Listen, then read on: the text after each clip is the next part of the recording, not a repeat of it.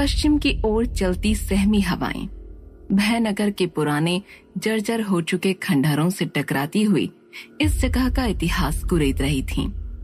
पुराने जख्मों को ताजा करती इन हवाओं में ढलते सूरज की मध्यम पड़ती रोशनी शोर सा घोल रही थी। खंडहरों के आसपास दूर तक फैली वीरानियत चीख चीख कर मौत का कोई गीत गुनगुना रही थी।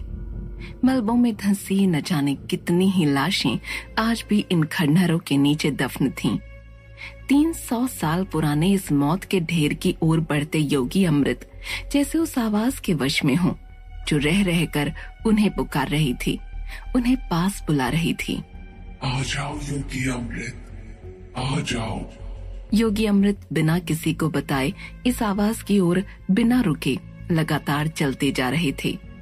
वहीं खंडहर के इस मलबे के नीचे दबी अंधेरी दुनिया में जहां जिंदगी का कोई नामो निशान नहीं था, जहां हवा, पानी, धूप इन सब से पर्दा करती ये गिरी हुई दीवारें अपने भीतर बीते समय के कई अनकहे किस्से, पात्र, काली ताकतें और प्रलय को खुद में समाये सालों से इसी तरह जमी हुई थीं। विशंभर की इस गूंजती हंसी से मलबा हो चुकी इमारतें थरथराने लगीं। सैकड़ों प्रेतात्माएं, चांडाल शक्तियां, भूत पिशाच, अदृश्य ताकतें दीवारों से निकल हवा में हंसती हुई उड़ने लगीं, जिन्हें देख अंधेरे का सेनापति भयानक विशंभर चीखता हुआ बोला, आओ अंधेरे के सिपाहियों, आओ, आज ये विशंभर बहुत खुश है। कहते हुए विशंभर ने अपने शरीर से लिपटी काली चादर झटके के साथ हटाते हुए सोने का वो कड़ा जो राय बहादुर के साथ जाने कितने सालों से उनके पैरों में था, उसे इन सभी काली शक्तियों को दिखाते हुए बाहर निकाला। कड़े को देखते ही डर के मारे सभी काली शक्तियां चीखती चिल्लाती हवा में इधर उधर भागने लगीं। नहीं नहीं नहीं।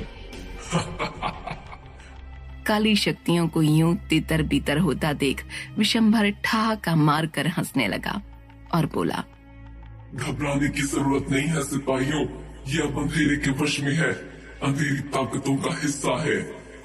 कहते हुए विशंभर ने अपना एक हाथ हवा में लहराते हुए उसे दूसरे हाथ में रखे उस कड़े पर रख दिया। दोनों हाथों से काला धुआं छोड़ विशंभर उस कड़े को अपने वश में कर लेना चाहता था, मगर ऐसा करते ही कड़े से असीम ऊर्जा का भंडार निकलने लगा, जिसे सह पाना विशंभर के लिए मुश्किल हो रहा था। कड़े से निकलती अनंत सुनहरी रोशनियां खंडहर के अंधेरों में हर तरफ फैलने लगीं कि किसी भी काली शक्ति के इस रोशनी को छूते ही वो वहीं भस्म हो राख बन जाती। यहाँ तक विशंभर जो इस कड़े को काली शक्तियों के अधीन कर लेना चाहता था, उसका हाथ भी सुनहरी रोशनी से जलते हुए राख होने लगा। उसने अपनी पूरी ताकत झोंक दी, मगर कड़े से आती सुनहरी रोशनी को वो रोक न सका। आखिरकार उसका हाथ सुनहरी रोशनी के तेज प्रवाह से जलकर किसी पोसरी रेत के ढेर सा कड़े समेत जमीन पर आ गिरा। विशंभर गुस्से में चिल्लाया। उसका हाथ राख का ढेर बन जमीन पर पड़ा था। वहीं विशंभर की काली शक्तियों से वो कड़ा अब आधा काला हो चुका था, मगर अब भी उसके आधे हिस्से में सुनहरी रोशनी चमक रही थी। धीमे धीमे सुनहरी रोशनी के प्रभाव से कड़ा फिर से अपने वास्तविक रूप में आकर चमकने लगा। विशंभर कड़े में छुपी अनंत शक्तियां देख हैरान भी था और अपनी हार पर गुस्से में लाल भी। गुस्से में उसने अपने ही बाल नोचना शुरू कर दिया। सिर से बाल उखाड़ता विशंभर दर्द में उन्हें अपने ही मुंह में डालकर निगलने लगा। उसकी आंखों में गुस्से के अंगारे पिघल रहे थे, मगर अगले ही पल तेज सांसें लेता विशंभर जोर जोर से हंसने लगा, पागलों की तरह नाचने और झूमने लगा। उसकी इस झुंझलाती चीख और हंसी से खंडहर की सभी दीवारें फिर से कांप उठीं। सारी काली शक्तियां, प्रेत, पिशाच फिर से उन दीवारों में उड़ते हुए कहीं गायब हो गईं। नाचते हुए उस कड़े को अब उठाकर भयानक विशंभर ने अपनी काली चादर के भीतर छुपा लिया। लगता है कड़े की इस रोशनी को अंधेरे से निकलना सिर्फ उसी के बस की बात है। विशंभर का इशारा शायद लाल रानी की तरफ था, जिसे जगाने के लिए वो ये सब कर रहा था। तभी खंडहर के मलबों को अपने मंत्रों की शक्तियों से हवा में उछालते योगी अमृत वहां आ पहुंचे, जिसे देख भयानक विशंभर खुशी से नाचता हुआ उछलता हुआ योगी अमृत का स्वागत करने लगा। योगी अमृत के जिस्म की सभी नसें अब उनके पतले शरीर पर उभरकर किसी काले जाल सी दिख रही थीं। आओ योगी आओ, स्वागत है तुम्हारा हमारी इस दुनिया में। वहीं योगी अमृत में कहीं न कहीं अभी भी सच की प्यास काली शक्तियों के उन प्रभाव से अधिक थी। मुझे सच चाहिए। योगी अमृत का भयावह हो चुका शरीर और चेहरा भयानक विशंभर की ओर एकटक देख रहा था। ऐसा उखड़ा जवाब पाकर विशंभर का खिलखिलाता चेहरा जैसे पल भर में गंभीर हो गया। सच सच जानना है तुम्हें? सच बहुत ही कड़वा, बदतमीज और घिनौना होता है योगी, मुझसे भी घिनौना। जहाँ सबके अपने सच है। राय बहादुर को तुम अच्छा मानते हो, पर ये सिर्फ तुम्हारा सच है। मेरे इस पागलपन को, मेरी क्रूरता को तुम सच मानते हो, मगर ये सिर्फ आधा सच है। इस सारे फसाद की जड़ वही तुम्हारा राय बहादुर है, उसकी कमजोरी है। इस दुनिया की क्रूरता के आगे मेरी क्रूरता कुछ भी नहीं है योगी। बताओ तुम्हें कौन सा सच जानना है? मैं सब कुछ बताऊंगा तुम्हें। तुम्हारे राय बहादुर की तरह तुमसे कुछ भी नहीं छुपाऊंगा। क्या जानना है तुम्हें कि वो कौन है? ये सब क्या और क्यों चल रहा है? तुम्हारा जन्म, बताऊं क्या तुम जमीन के 3 गज अंदर मिले थे? बताओ क्या जानना है तुम्हें? सब बताऊंगा मैं, बशर्ते सच जानने के बाद तुम एक बार फिर सोचो और फिर निर्णय करो कि तुम किसके साथ हो। किसका सच? तुम्हारा सच है, मेरा या उस बुज़दिल राय बहादुर का? योगी अमृत अंधेरे के इस सेनापति की बातों में उलझते जा रहे थे। उसकी बातें जैसे उन्हें अंदर तक झकझोर रही थीं। अपनी काली आंखों से विशंभर की तरफ देख योगी बोले, मुझे लाल रानी के बारे में जानना है। ये सुनते ही विशंभर के चेहरे के भाव बदल गए। अब उसके चेहरे का रंग उड़ गया, जैसे किसी ने उसकी दुखती नस को छेड़ दिया हो। आंसुओं की काली मोटी बूंदें उसकी आंखों में उभर आईं। इतिहास के सभी वो दृश्य जब सालों पहले पहली बार उस जंगल में विशंभर ने लाल रानी के कोमल पैरों में बंधे पैरों के घुंघरुओं की आवाज सुनी थी। लाल रानी के आवाज की वो कशिश बिना देखे कैसे विशंभर को लाल रानी से अनंत प्यार हो गया था।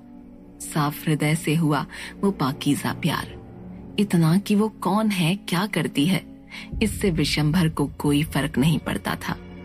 लोग उसके बारे में क्या कहते हैं, उसे उससे कोई मतलब नहीं था।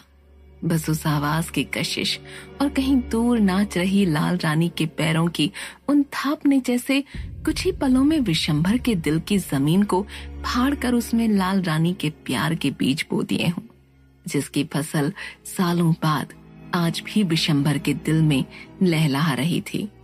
आंखों के सामने आए ये सभी दृश्य देख विशंभर की भीगी आंखों पर तैरती उसकी वो नाव सी मुस्कान योगी अमृत को और भी बेचैन कर रही थी।